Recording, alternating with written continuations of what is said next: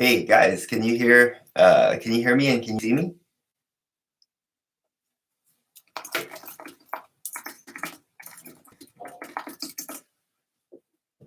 I can't see how many people. Oh, there we are. There's 7 people on. Hey guys, what's up? It's been a long time since I've done one of these live streams, and even back then I was doing more of like presentation style, so you guys would see slides and I would have like a prepared presentation. But I just wanted to hang out with you guys and also, I haven't done the work hard game in Xcode 10 yet, so I wanted to just do it with you. It shouldn't be too hard. Um, I think it's gonna take 20 minutes to be honest, and the rest of the time I'll just be chatting with you guys and hang out and uh, answering some questions if I can. Wow, we have 36 people on. That's crazy. Um, because I didn't heavily promote this live stream because it's pretty much my first one probably this year in like 10 months. And so I didn't want to make a fool out of myself in front of all you guys. So 36 people so far. Hey guys. Oh, I also wanted to mention that Adrian is in the chat. So he'll be helping answering some questions if he knows the answers and also pointing you guys to existing resources we have at Code with Chris. And if you guys haven't met Adrian yet, he's actually done some of the videos on the channel and he does all of the video editing and he also helps out a lot in the community. Actually, he pretty much handles all of it in like the Facebook groups that we have. Maybe Adrian, you can post the links to the Facebook groups in case some of these guys are not on it. And we usually hang out in the Facebook communities as well. And we help a lot of students with the problems, even if they're not learning with Code with Chris type articles and they're learning with other articles, we still try to help people out where we can. And then everyone actually helps each other out. So it's a really good place to be. Hey guys. All right, so I'm gonna get started right away. We're gonna launch Xcode 10. And we're gonna get started right away. And it's gonna be recorded, so for people who are just gonna come late, you guys can always catch up in the recording. Actually, hey, this is my first one. I gotta share my screen. Can I do that? Oh, please say I can share my screen.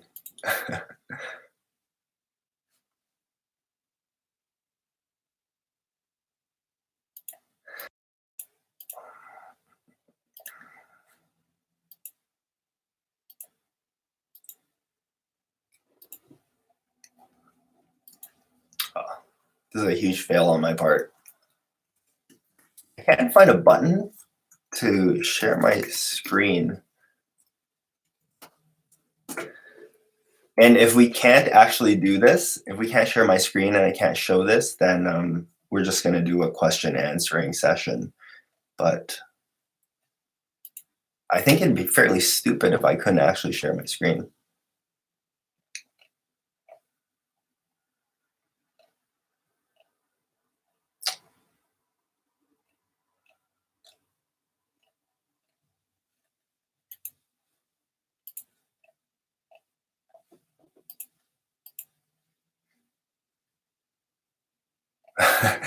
Good point, Sergio. I can point the camera to my screen. Let me try and figure this out. There are like no buttons on this interface here for me to do this. All right, you know what? I'm gonna just point the camera to my screen. Let's see how it looks. It might actually look pretty bad. Next week we'll do better, guys. All right.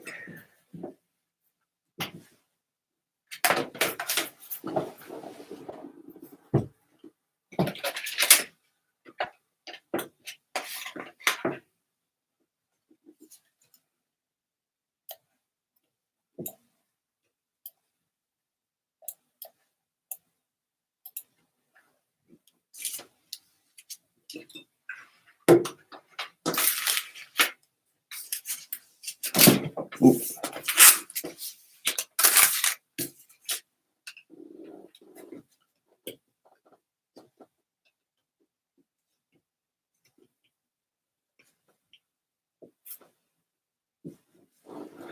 Okay, guys, this is really not ideal. I wonder how it looks. Let me launch the stream on my laptop so I can see what you guys are seeing.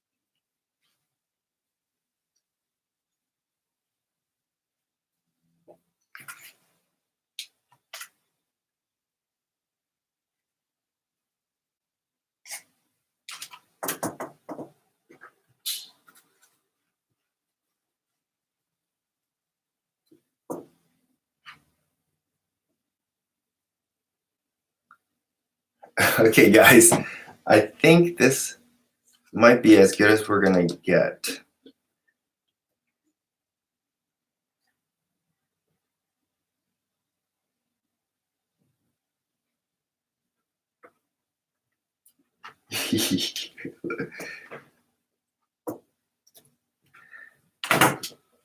Not good. Yeah, you guys can't see anything. You know what? I'm just gonna record doing it in Xcode 10 as a separate video. And in this live stream, I'm just gonna hang out with you guys and I'm just gonna answer questions and stuff. I'll go through the chat.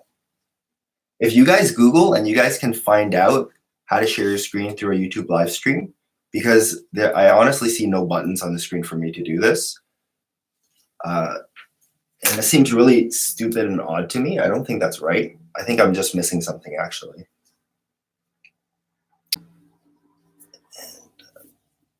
All right.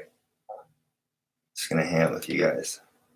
That was really the main point. I wanted to do a live stream anyways. I mean, I could have recorded a video to do an Xcode 10 war card game tutorial at any point in time. So, all right, let's just scroll through the chat and let's answer some questions.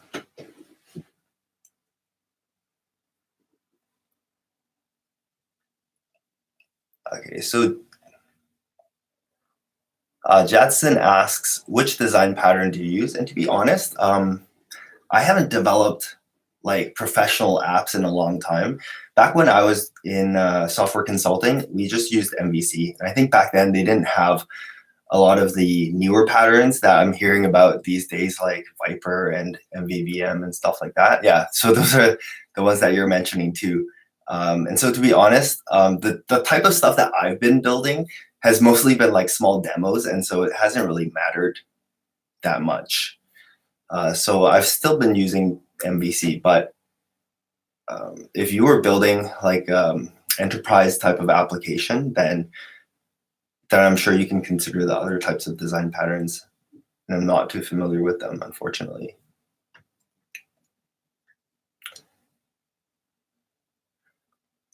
Thank you, Tech with Jarvis. Do you know about building, Liz asks, do you know about building an app with JavaScript? Because that's what I want to use to build an app. You can definitely do that because I think it was PhoneGap and some of the other third-party frameworks that you can use to build iOS apps with. I think PhoneGap uses JavaScript. If other people know, please help Liz out and just let her know. And there, like, you can use React Native. You can use what's that other one with C#? That it just escapes me right now. But you can. There's a whole bunch of ways to build iOS apps. But like the Apple endorsed recommended way is, of course, to buy like a Mac and use Xcode and to go through those types of things.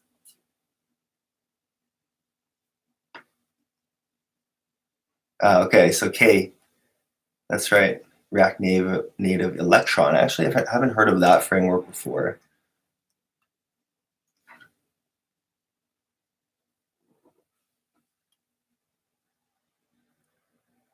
Yes, Steve, I know Xcode 10 works fine with the War card game app, but a lot of my videos, they show like the object library in the lower right-hand corner. And so I think for a lot of beginners who are just trying to find that object library, they're going to be super confused in Xcode 10. And so that's why I thought it'd be a good idea to show how to do it. But I'm glad that Xcode 10 didn't break a whole bunch of stuff, because I remember when like auto layout first came out, and back in like Xcode 3, 4, 5, those days were the roughest, because every single year I had to redo everything, and things changed so much. But now it's a lot better. Oh, Jacob, thanks. Okay, so I need some sort of third-party software. I'm so sorry, guys. This is like my first time doing this, and I really wanted to do that, but I'll get set up next time, next week. Around this time, we'll do a live stream again, and I'll show you guys something else. I don't think we're going to do the work hard game in Xcode 10. We'll probably do something else. Jonathan Kim, do you prefer storyboard or all in code? I actually have a funny story about this. I've been meaning to turn into a video, and I just haven't gotten around to it, because I know, if you guys are familiar, Brian Voon, who's also on YouTube, he's a big proponent of using code only, programmatic, creating UI elements and just building the UI through code. And I've been mostly showing people how to do stuff through storyboards. So here's the story. Back then, when I was still working in software consulting, when we built iOS apps, it was honestly all code, and we didn't use storyboards at all. And I remember there was this one guy who we hired. His name was Kiavash, and I don't think he's watching, so nothing to worry about. But anyways, he was self-taught, and he came into our company, and he used storyboards. So he was a big proponent of storyboards. And we didn't make fun of him, but we basically said, like, that's not the way to go, right? You have to use code to generate the UI. It's just so much easier in terms of when you're working in a team and everyone's like committing code, and sometimes you get conflicts because people are trying to change the same thing. And once you get used to reading code to like generate those elements and put them into the view, it's not that hard to see what's happening, looking at different lines of code and imagining, like in your head, you kind of understand how the UI will look. So merging code and resolving conflicts via code was much easier than trying to merge and resolve conflicts via storyboard. So if like two developers change something in a storyboard and they commit it, the storyboard is actually just this big XML file, and trying to figure out what the conflict is was a headache for us. And so that's one of the reasons why we went all code. And to be honest, it is faster than storyboard. So once I left the company and I started teaching how to build apps online, I realized that teaching beginners who have never coded before how to build UI through code is tough, right? It makes people want to quit. And so I started looking into storyboards. I started using them as a teaching tool, and it was good. I started seeing like the good side of using storyboards, right? From a teaching perspective, it's amazing, right? For someone who's just a beginner who comes in and they can see, oh, I can build my UI like this. I understand how a stack view works and all that stuff.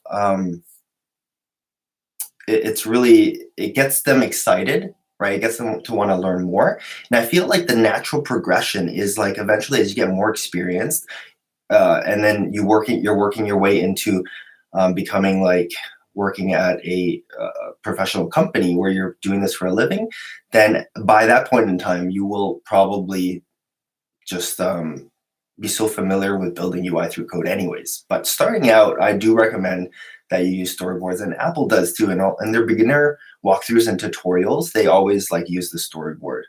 So I hope that answers your question.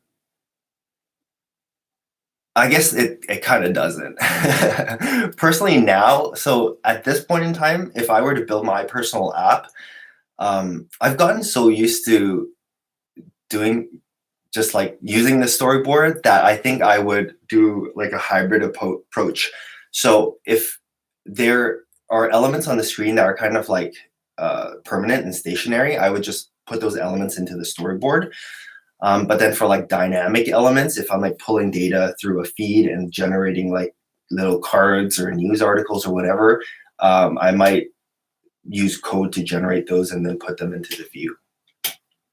So kind of like a hybrid approach. And I think Sean Allen did some sort of video where he gave it a name. I forgot what he called it. Like, was it the skeleton approach or something like that? And I think that's kind of what he does as well. Xcode and Swift, that developer guy asks, Xcode and Swift seems more complicated than, say, learning Python or JavaScript. Do you have any advice for wading through the high learning curve? Well, I will say like Xcode itself, yeah, it does take a little bit of learning to understand where things are and how to use it. Swift itself as a language, I don't know if I agree with you that it's more complicated than Python. But I think with Python, you might just have less to learn in the sense that you don't need that IDE.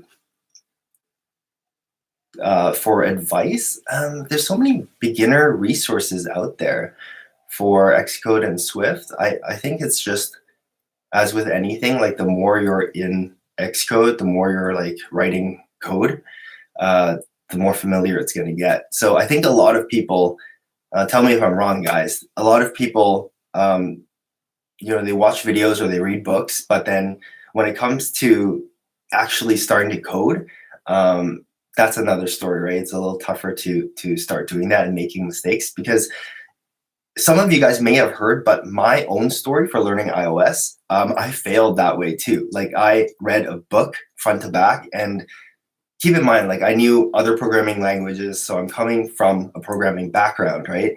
And I'm reading this book on Objective-C and Xcode, and everything makes sense as I'm going through it. I'm like just banging through it. I'm like, yes, this all makes sense. Da da da da da da. I'm going to be able to create this app. But then by the end of the book, when I just launched Xcode and I tried to build the project, I realized that I forgot a lot of also what I read. So my recommendation is don't consume too much content. Just consume like that first lesson or the first 2 lessons, and then practice. Get on the keyboard, make mistakes, try it out, because that's what gets it sinking into your brain, and then go on. Don't watch everything and then try to build an app after that. The C Steve asks, can you make a tutorial of SpriteKit Xcode? So SpriteKit has been something that's been on my mind a lot, because what got me into programming in the first place was building games. And back then, as part of high school, they had a computer programming class, and in that class we used Turing, which is a language I don't think is a lot of people heard of before. But just the fact that I could type some code on the screen and create like a square, give it a color, make it move around, that was so cool to me.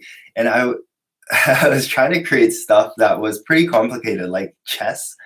I was trying to draw the little like horsemen with these like shapes and stuff like that, but it was just so much fun. I was just doing it in my spare time. So going back to like gaming, building games and stuff like that, is something that I definitely want to do. Cover SpriteKit, I mean.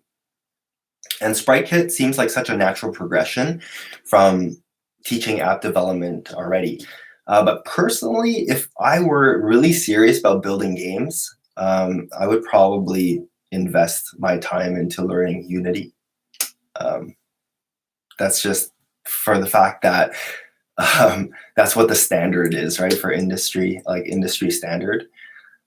But I think for SpriteKit, it's kind of the natural next step for me if I were wanting to start teaching a little bit of game development. And I have the thing that excites me about that too is that I have a lot to learn, because there are so many disciplines with game development. Like, you need to know how to draw, right? You need art, you need sound, like music. And there's so many different disciplines to building a game versus building an app. With building an app, you still, you need the design aspect. You need like the the user experience aspect. But I feel like as a developer, some of those things you can I wouldn't say fake, but you can kind of learn over time. Like you don't have to be an expert designer, and you could still create something that looks pretty good. You don't have to be, an expert in usability, but just by using apps yourself, you can still understand what's a no-no, right? And what's a good usable design. But with game development, I mean, if you're not a sound composer and you don't have any musical ability, it's hard to create a soundtrack for your game. And I know actually a lot of those things you can buy. Like you can buy soundtracks, you can buy art for your game and stuff like that. And that's a lot easier to buy, honestly, than buying assets for an app, let's say.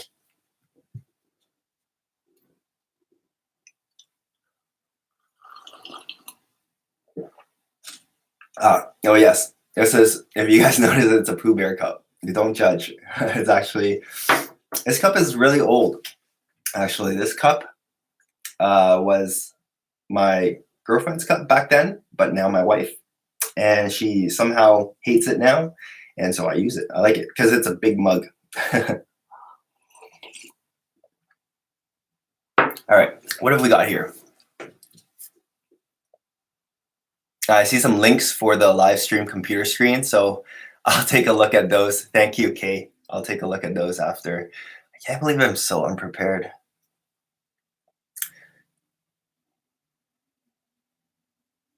Do you use Alamo Fire or any other pods, or do you create all your elements like in the videos? I don't understand the second part of your question. Do you create all of your elements like in the videos? But in regards to Alamo Fire, I did. I do. I mean, I did created a video for that too. Maybe I won't go and look for it now. But if you go into my channel and then I don't know for the search feature, but if you go back like in 2017, I think, or maybe even 2016, I did a video for that. Jadson storyboard or nib file. Storyboard. I don't use nib files too much, but they're pretty much the same thing. What is your process from moving from static mockups and prototypes into dev, Sketch, InVision to Xcode? Oh, this is a cool question, Martin, because actually I just finished the design course, and not where I'm teaching like design theory, and because I'm not an expert in design, but the course was more about what you're asking here. So like, how do we design something in Sketch or InVision, and then how do you like take those elements out, and then how do you integrate them into Xcode?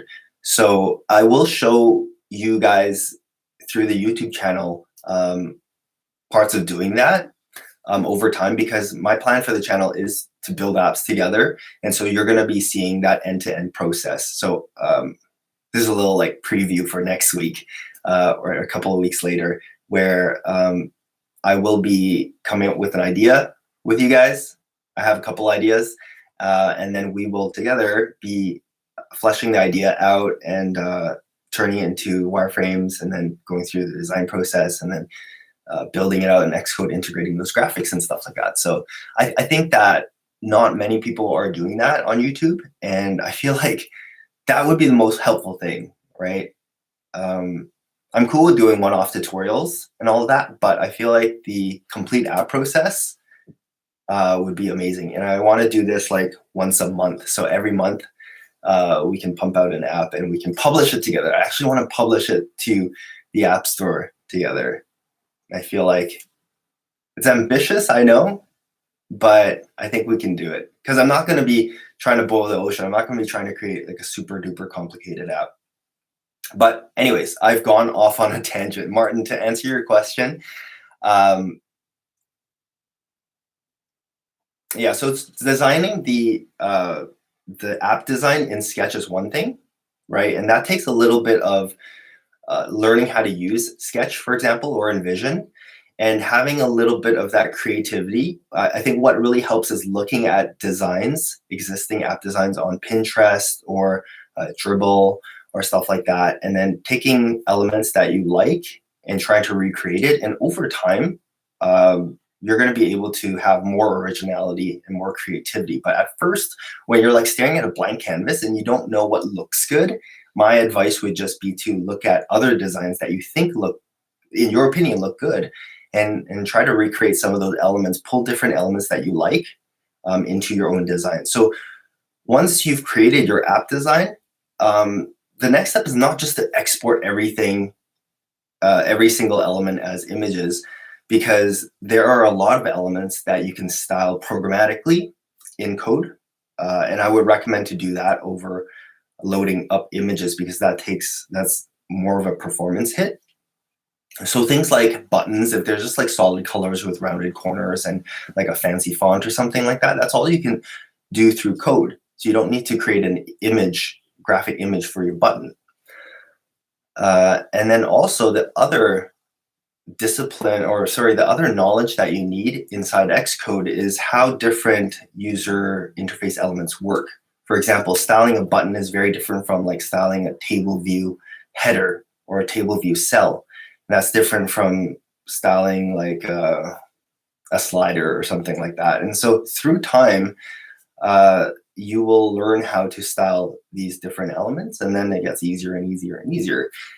And in terms of icons and stuff like that, I personally don't draw my own icons. You can buy icon packs and stuff like that. So icons8.com is a service that I use for icons. All right. So Liz asks, if you use a framework to build an app, yeah, you would own the app, because the framework is just like what it's built on. But I want to make one distinction, because there are app services out there, like ibuildapp.com, I think is one of them. And there are other services or platforms out there where you don't have to code anything, and all you do is like select different elements, select what type of app you want, and it's like a wizard that just steps you through. And then by the end of it, you have an app. It's for people who don't want to code and they don't really want a custom app, and they just want a pretty on the rails type of app. And then you would have to be more careful about that, because I'm not sure if they own it or you own it or whatever. I think you have to pay like a monthly subscription fee to keep it in the App Store. That's something you can look into. But for you, I think you were talking about JavaScript anyways, right? So it sounds like you want to code your own app. I'm glad you guys are answering, chatting as well too.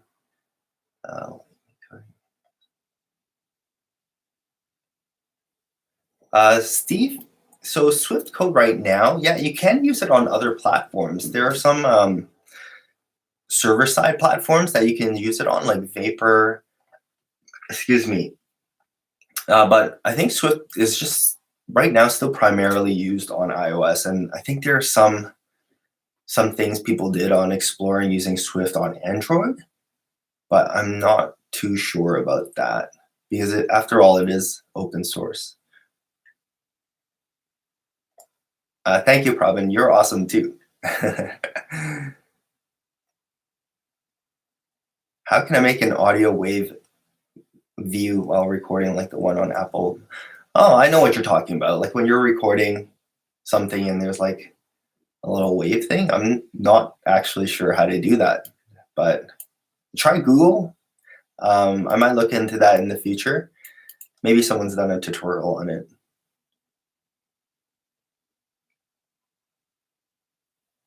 An ideal, so ACV asks, okay, you guys are talking about the machine, so I'm going to skip that question. Let's see what we've got. Specs, in terms of machines, I'm still using my laptop from, let's see, I'll tell you what I have. I have a MacBook Pro Retina 13-inch from early 2015. And it's 2.9 gigahertz Intel Core i5 with 16 gigs of RAM. And this machine, which is streaming right now, this is my iMac, also from mid 2015. 3.3 gigahertz Intel Core i5 with 32 gigs of RAM. So this stuff is still running fine. I mean, I think the average lifespan until it gets like unbearably slow and you need to upgrade would be 4 to 5 years. And that's just an estimate though. Don't don't hold me to that. Hey Haley, awesome. I'm glad you're working on that match game. I plan to release a lot more app tutorials for you guys. I don't want to get too into it, but my family and I have been dealing with a lot of like health issues. So, Adrian's been helping keep things moving around and on Code with Chris. But now, thankfully to say, everything's good. We're back now. So I'm planning to publish a lot more content for you guys. And I'm really excited about that. So as you can see, I'm doing a live stream, which is something that I don't usually do. And I want to do one of these like every week. So I can hang out with you guys and chat. I feel like, it's been 5 years since I've been doing Code with Chris. It's hard to believe, 5 years. And usually, like behind the camera, when you see me in the videos, I do several takes, and then sometimes I even like script it out because I don't do well on live. And here I am, right? So I hope you guys aren't too hard on me. But I feel like with anything, the more of these I do, the better or more comfortable I'll get. That's really the goal here. I just want to be comfortable with you guys. I don't, I'm not going to let that stand in my way of interacting with you guys and helping you guys build apps and learn how to build apps.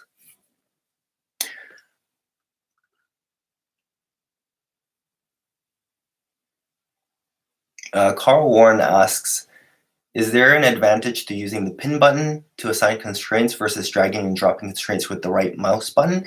Honestly, if you're more familiar, it's faster to use the right mouse button and just drag and drop.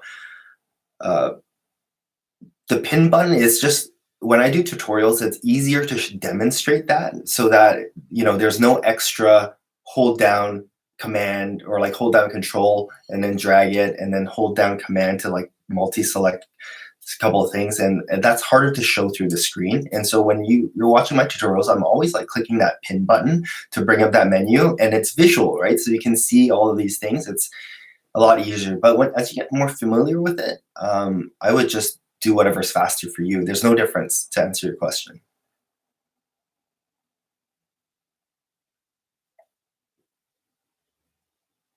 Would a Mac Mini be good enough to develop apps?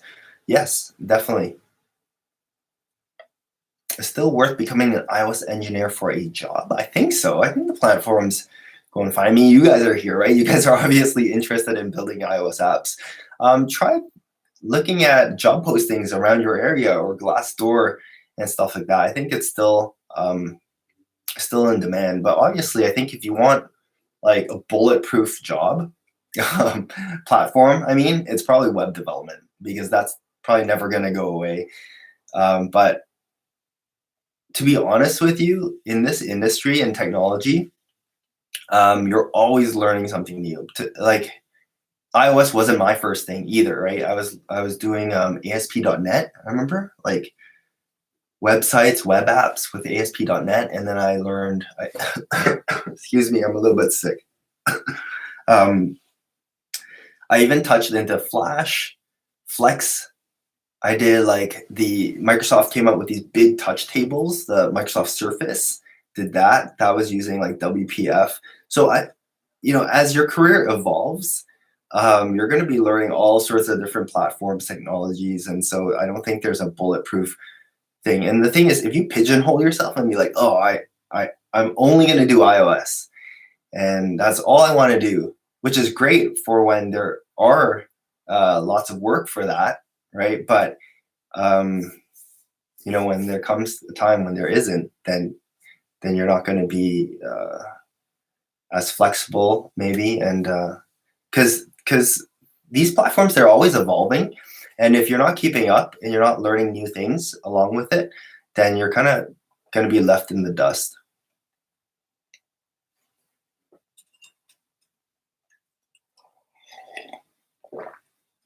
Okay, Hassan asks, can you make any tutorial without preparation to show us your process when making something new, how to think and use Apple's documentation? So if you missed it earlier, I did mention that we're going to be building apps together on this channel. So we're going to step through like the end-to-end process where we start off with like ideating and then coming out with requirements and building out the UI and stuff like that. And I'll be doing that through these live streams that we do every week.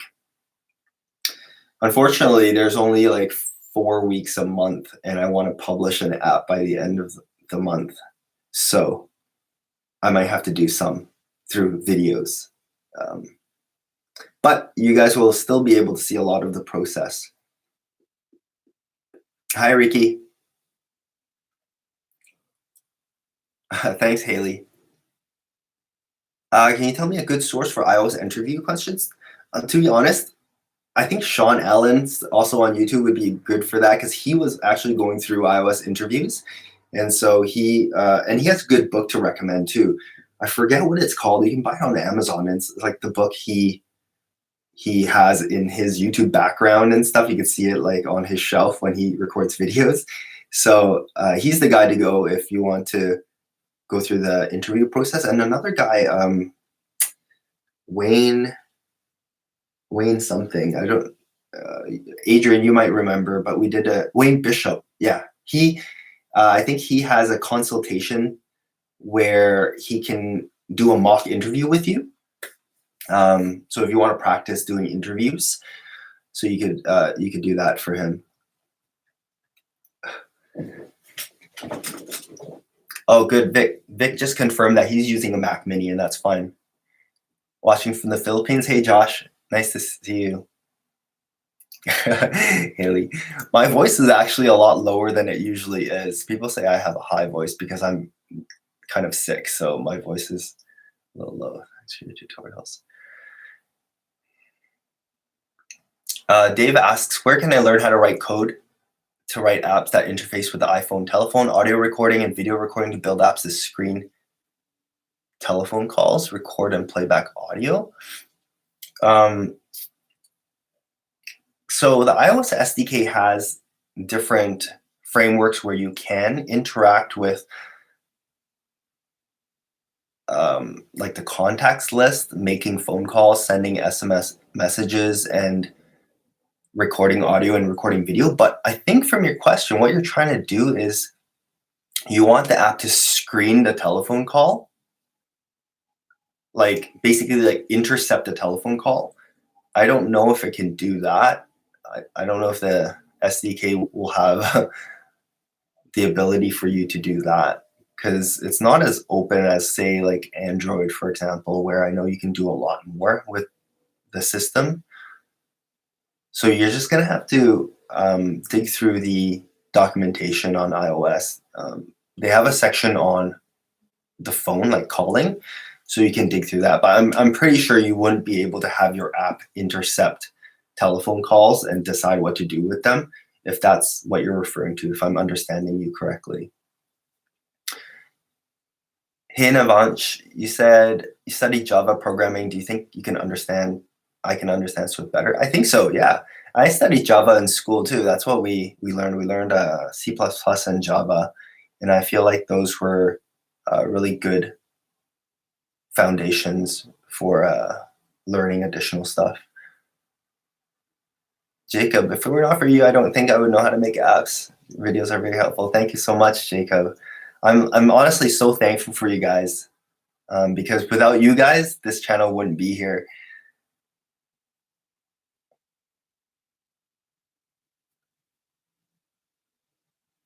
Navansh, if there's anything, Navansh is asking, is there anything that he can study to excel in Swift? And I think like it really depends what your goals are, right? If your goals are to get a job and I think primarily you want to, well, I think understand if you want an iOS development job, then you have to know the iOS development side of it first, but you also need to know, they're going to ask you a whole bunch of like algorithm questions and stuff like that, and design pattern questions and stuff. So you need to know all of that.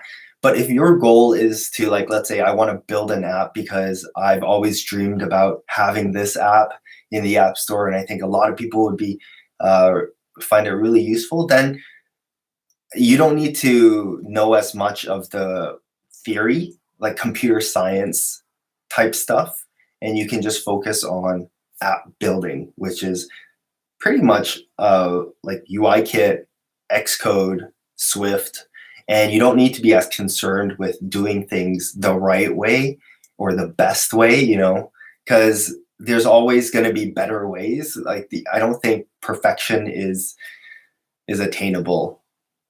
So if there's anything you can study to excel, I think it really depends. If you're looking for a job, then I would say, study the algorithm interview question type stuff, provided that you know kind of like the app development basics. But if you just want to build apps, then I'd say just get more under your belt. And I've always said this in a lot of my courses and videos, and I say, like,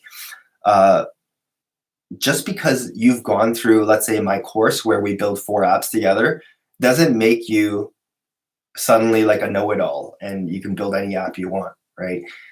It gives you that foundation where, like, okay, you understand how an app works, what's involved, how to build, how to construct your UI, how to pull feeds, how to do networking, all of this stuff. But there's still a ton of stuff to learn. But it's given you enough skills for you to now go out and consume more knowledge and be able to process it efficiently and integrate it into your tool belt.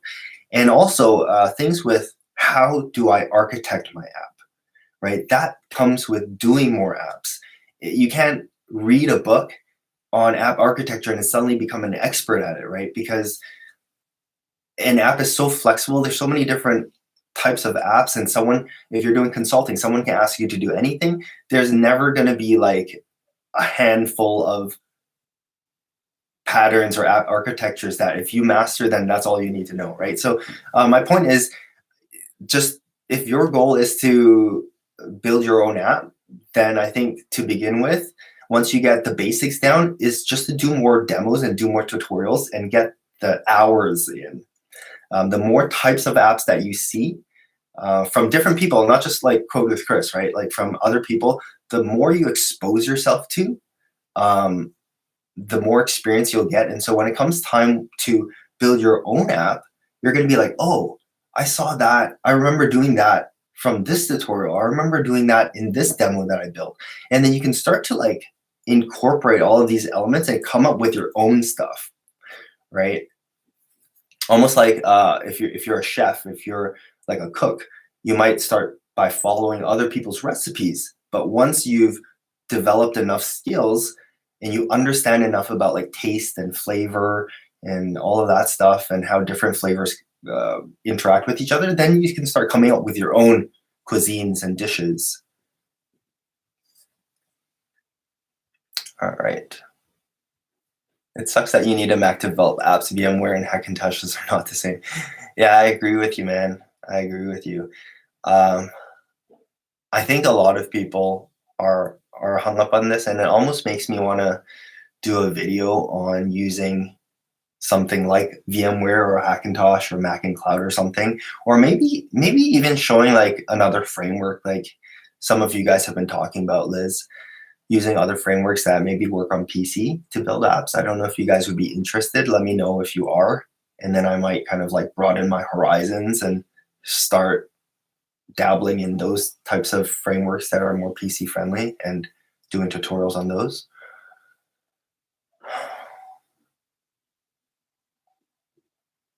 Yeah, okay, so C Boiler is saying that he has a 2009 MacBook, which he has upgraded a little bit. Xcode working okay, a bit slow, but it's fine. Playground crashes a lot. Sorry, dude. Yeah.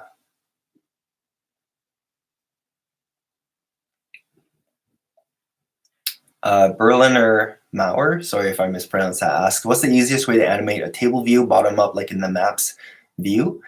I think if I remember the maps, it's like a little dialogue that slides up. I might be wrong. I might be remembering things wrong, but you could just kind of use a UI view, right? And just slide it up. You can animate it up. Maybe I have the wrong idea. If you want to talk about that a little more, just join the Facebook community, and I'd be happy to dig a little deeper on that with you. I don't have a PC laptop at the moment. Android user, you keep asking this question. How much can we earn monthly from a single app?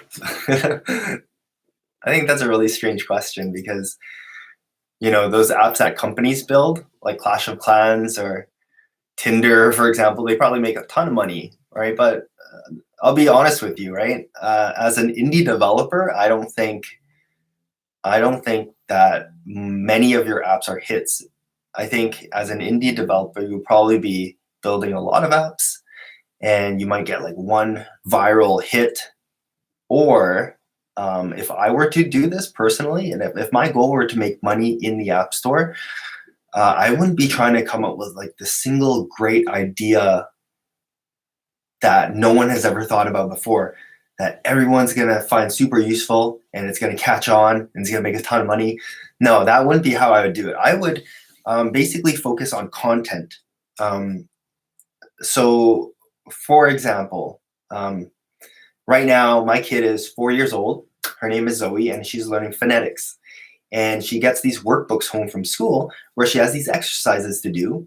And so I'm thinking, like, why can't I turn this into an educational app? So it could be like a learning aid to the curriculum. And then you have like maybe that one app, and then you do another, and you do another, and do another, all around that same concept, right? And then you have like a catalog, which eventually you might be able to sell off to an educational company, or you might be able to charge like a subscription to more premium like activities or exercises and stuff like that. So I think it's all about content, and I think it's all about building a brand. It's not like about a single app that's going to make it big for you.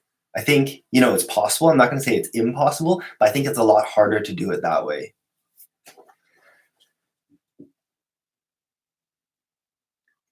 Liz asks, apps I make on frameworks, will I be able to put it in the App Store? Yes. Yeah. Mark asks, any plans for a tutorial including Siri in an app? That would be really cool. But I actually haven't looked into any of that, to be honest. Mark, if you have like an article you're reading or a tutorial you're doing or something like that, feel free to send it over. I'd love to look a little deeper into that. So I think Siri is amazing.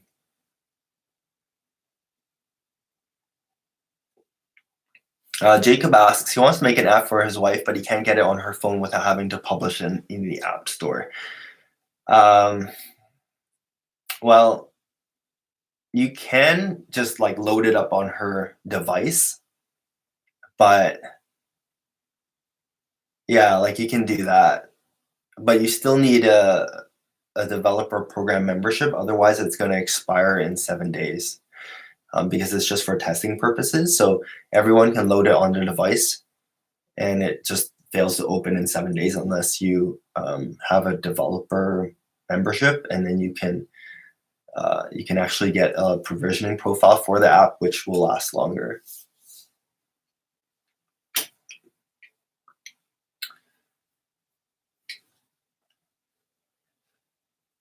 Siri Kit, is that what it's called, Adrian?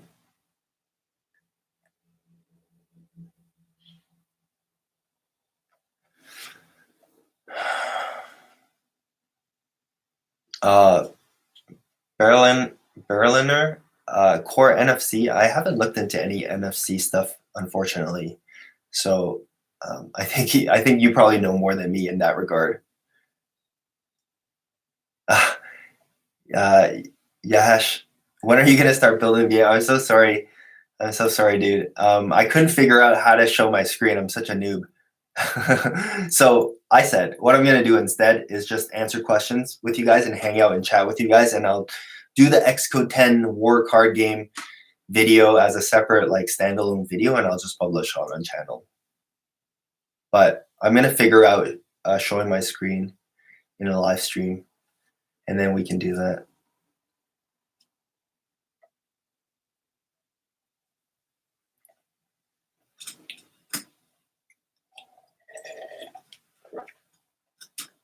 Vic asks, what do you think about Apple's Everyone Can Code? I know they have something that they call that, but I'm not exactly sure what it involves.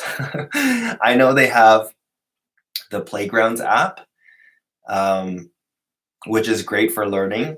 I know they have like some teachers' guides and stuff like that. But in terms of Everyone Can Code, I'm not exactly sure what that program involves. I really like the name though, and I actually was gonna even use Everyone Can Code because I thought of it myself, and then when I Googled it, I'm like, oh, Apple took it. I can't use it now. Fabian, I'd like to see a full tutorial on core data if you have time. You know, I thought about doing it, but then the thing is, there's so many great core data stuff out there that that's what's been holding me back on doing something like that. Because for me, I never had to use core data a lot, so I'm not an expert in it, and I'd have to like learn it, and then I have to do a tutorial on it, which probably won't be as thorough and well done as other core data tutorials already out there. And so I would start by searching out there first, because like I know Brian Voon has like a core data course, and Ray Wunderlich has core data tutorials as well, and so check there for that. Oh, Navansh says, any possible courses to study for programming and app development? I think the standard answer for this is like the Stanford stuff. If you have a programming background, then you might be able to understand and consume that content. And I think they're free on iTunes Classroom or iTunes U or something like that. So the Stanford lectures on iOS development. Is it deceptive in your opinion when third-party software promises that you can create iOS app on Windows, but still you eventually need a Mac to submit to the App Store? Um,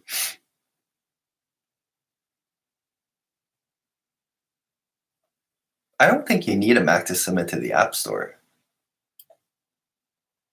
because, well, you know what? I'm not exactly sure because in iTunes Connect, if you guys are not familiar, what happens in the typical process is there's a website. Once you pay for your Apple developer membership, which is $99 a year, you get access to iTunes Connect, which is this website where you can fill out the details for your app, like upload the screenshots, the description, what category, set the price, all that stuff. And then when it comes time for you to upload the app to iTunes Connect, to connect it with like all of that metadata you just set, they tell you to do it through the application loader in Xcode, and Xcode is on Mac only. Now, if you know, for all of those other solutions on PC that you can build an iOS app, I'm sure there is a way. I'm just not familiar with it.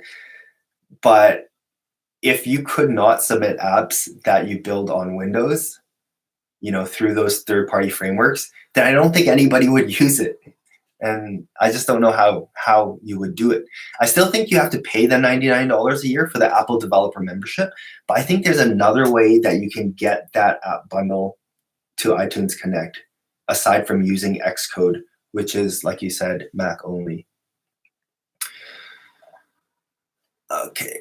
Giannis says, any chance of updating the RSS video from lesson 70 since the web view has changed to WK web view? Has it? I know it has changed. So the UI web view is deprecated, but is it like really hard to figure out? Have you figured it out, Giannis? Is it a lot different using WK web view? If it is, then yeah, maybe I'll do that. Because usually when they kind of like deprecate something and have a newer version, it's not that much different.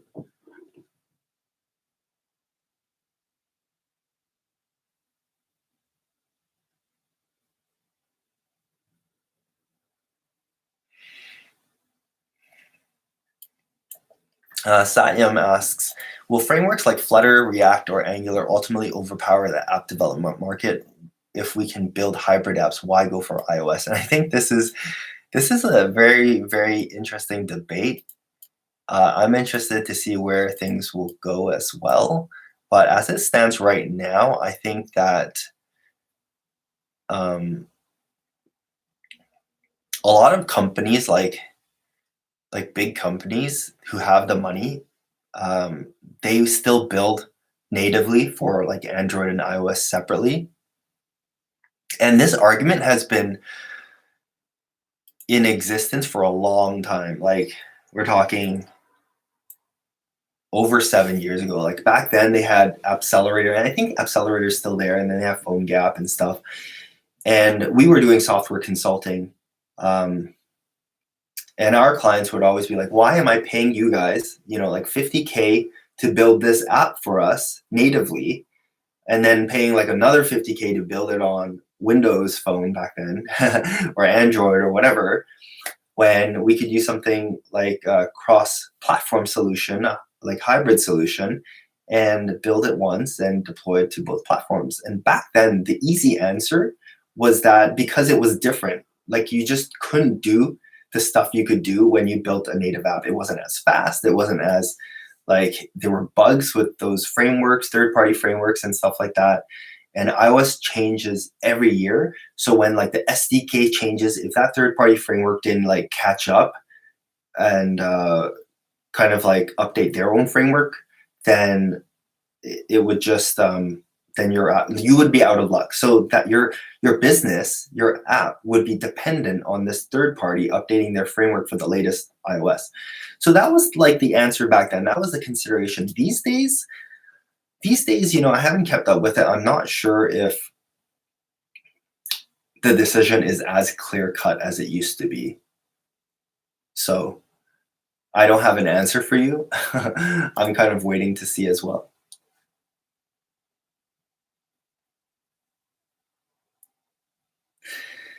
Carl asks about image formats.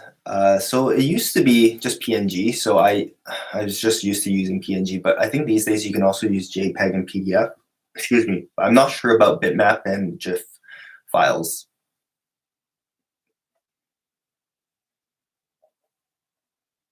Thanks, Adrian, for moderating.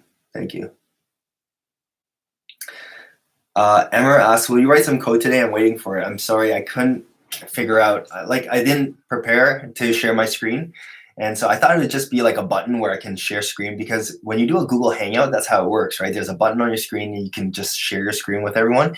But unfortunately, with this YouTube live stream, it's not like that. And there was another way where I had to use like OBS or XSplit to actually present my screen. And so I wasn't set up for that. I'm so sorry. In the next live stream, I'll try to set that up in time so we can actually code together. Can we ban people? Yeah.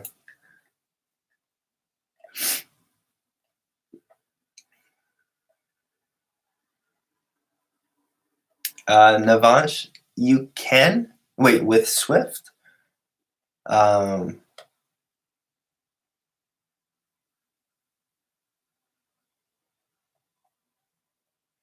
not sure about that. Like aside from using VMware and kind of like virtualizing a Mac.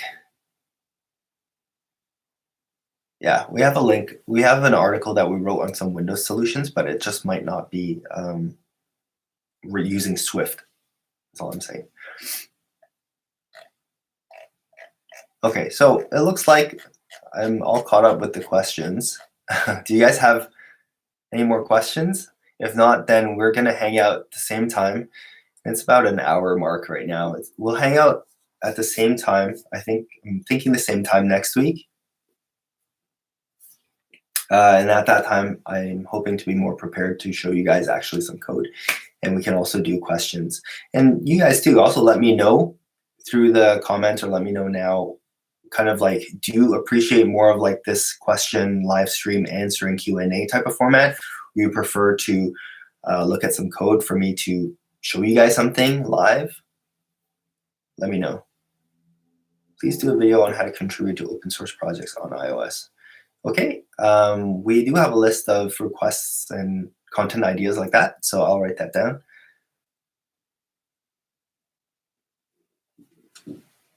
Okay, Fabian, cool, cool. Yeah, I can do that.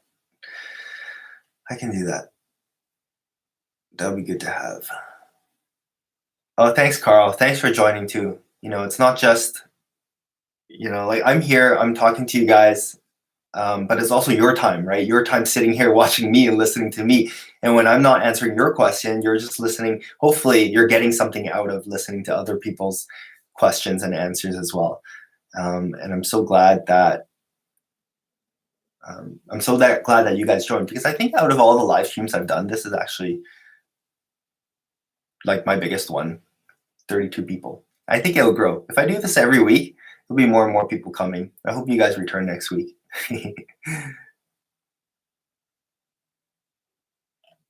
Awesome. Awesome. Awesome, Berliner. Berliner. I keep messing that up. Please correct me. Please correct me so that when I see you next time on the live stream, I'll know how to pronounce your name.